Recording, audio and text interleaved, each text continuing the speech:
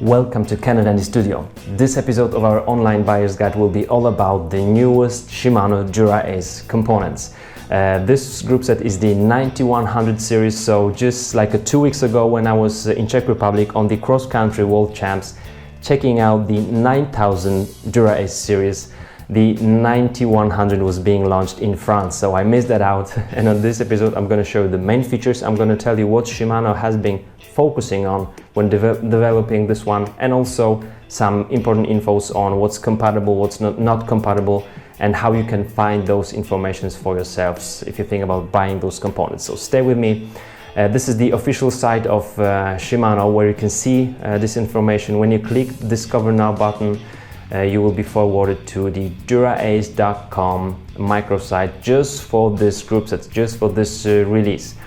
There will be some fancy intro, of course, something nice looking, and then we'll start with the really important information. So Shimano isn't really bragging about weight savings here, which I'm really happy about, because it seems like they were really focusing on improving the group set, making it more compatible with the newest geometries of the frames, like in terms of the length of the chainstays, like short chainstays, and also wider tires like 28C, so that's awesome.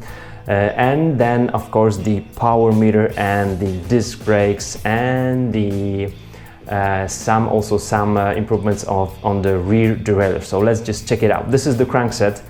As you can see, design of this asymmetrical forearm spider is just the same, and it seems to be just fair enough to have it that way, although I don't like the look so much.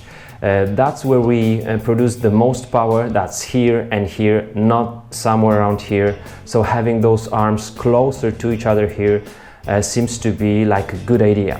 What the product manager said during the launch, he said that although they have this forearm design still the same, the crank arm has been just changed, and as you can see, there is some asymmetrical shaping here in order to save weight, still keeping the stiffness. The older one wasn't really symmetrical though. As you can see, this crankset had this shaping like on the other side, like the opposite to what you see on the newest one, but they say they were really making some research on how we produce power, and this arm is even lighter and still stiff and strong. You can check it out somewhere here. How does it look on the 9000 series from the inside?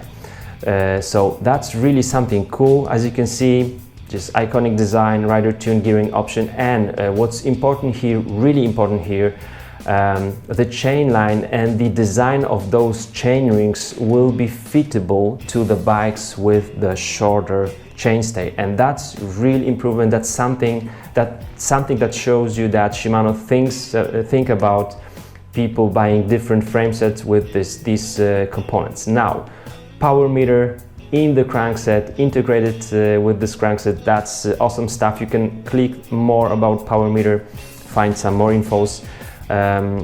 Those strain gauges are just integrated with the crank arms. That's really cool. And here you can see the control unit with some indicators of the battery and so on.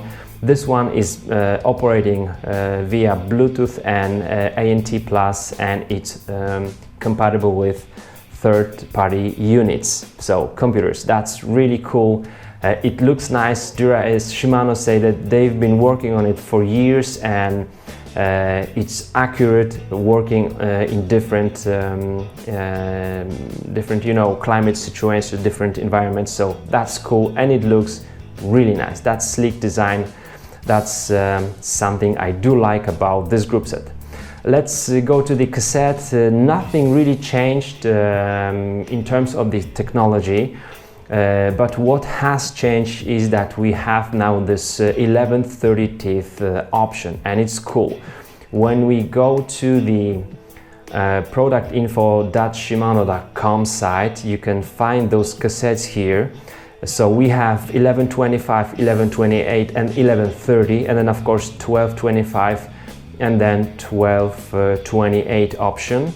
As you can see, those gears here from 19th till 30th are made of titanium, and same like two spiders made of carbon with the aluminum lock ring. So nothing changed like technology wise, but you do have the 1130 option, which is really good. Just more options for us as riders is cool. So let's go further down. The wheels, they just presented like C40 and C60 series, and all options available. So they will come with tubulars, they will come like clinchers, they will come with the tubeless option, and all the wheels come also with the rim brake and the disc brake option, which is really cool. You just choose whatever you want.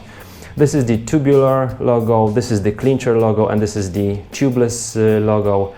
And also, as you can see, rim and disc brake version available, and quick release for the rim brake and the e-through axle for the disc brake. Awesome. I do like e-through axle, and some people still say like for road bikes e-through axle is some kind of hype or marketing game. For myself, it's not. I do really feel that my wheels aren't moving anywhere.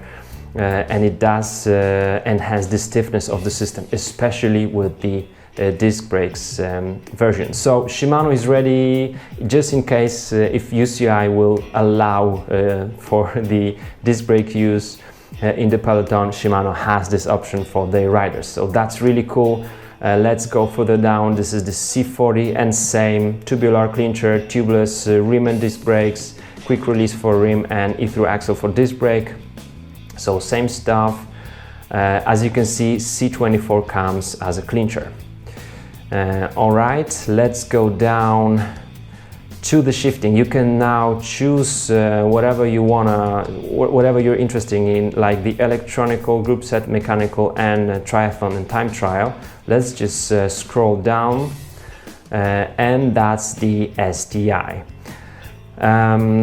What the product manager said during the launch, he said that they've been working a lot on the shape of the hoods, so that both the mechanical version, the Di2 version, and the version for the disc brakes, hydraulic disc brakes, will have more or less same shaping. So of course with the hydraulic disc brakes version it was more complicated.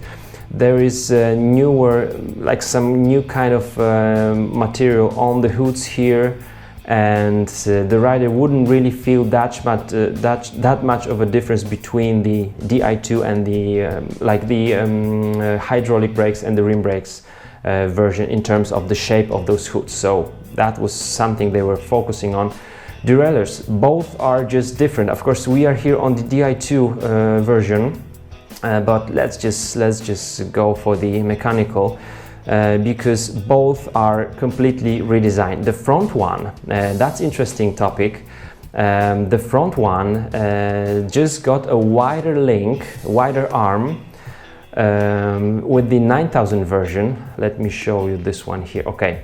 That's the 9000. As you can see, this one had a wider arm that really improved the shifting performance. But what Shimano say is that with like really tiny distances between the rear wheel and the front derailleur for the short chainstays, this could lead to some problems. So as you can see, this one is like super slick and super compact. This website doesn't show you everything here.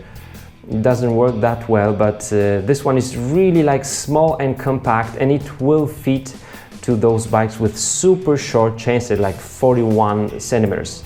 So that's really changed here, and they say the shifting performance is at least as good as this one with the longer arm. The rear derailleur completely new. We've got the Shimano Shadow system, so this one will have direct mount and will not stand out that much from the frame set as the non-Shadow one. That was the older one here.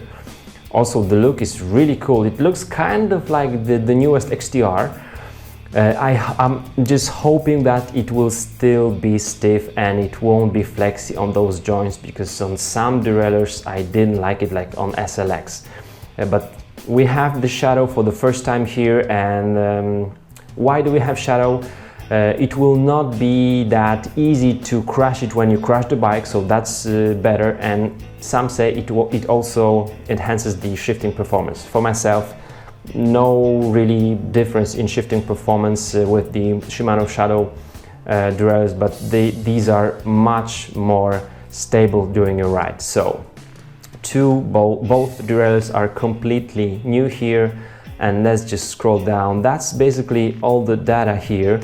Now, the hydraulic disc brakes, as you can see, the rotor is really new design.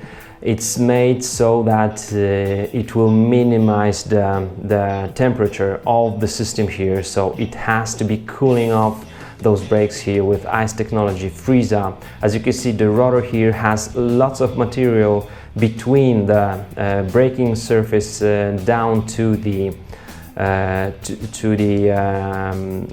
like locking ring here, so that's something interesting. People say these brakes are really braking very nicely, are really sharp. Now, calipers. Calipers are redesigned so that they will accept 28C tires, so that's cool.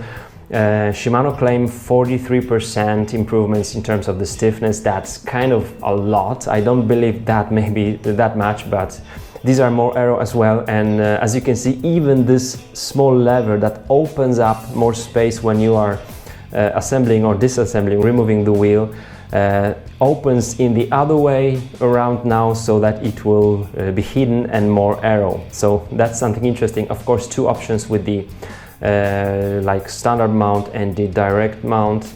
That's the direct mount, and this is how it looks like, guys. Really interesting group set. Yeah, that's it. That's most of the information I wanted to share with you. Now, on the product info Shimano.com, you can see all the specifications of those parts, and then when you go to sishimano.com, you can click compatibility, and then all those infos are available already. So if you're gonna go for some newer drivetrain like 9100 Dura-Ace, there you go. You can see it is quite compatible.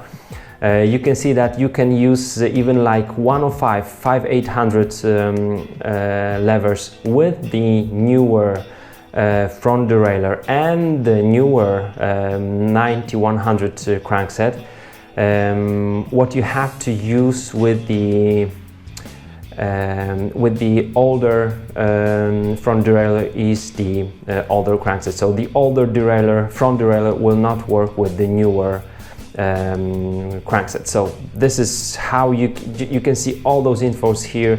When you click for the rear drivetrain compatibility, you will see the levers compatible with the rear derailleurs, with the cassettes, with the chains, and that's really cool. So I hope those infos will be really helpful for you guys. Give me some thumbs up so that more people can see those infos, and I'm going to be working hard to just bring to you more data and information about not only the newest Dura-Ace, but the newest components that just come to the market. Thanks for watching, and I will see you soon. Bye bye.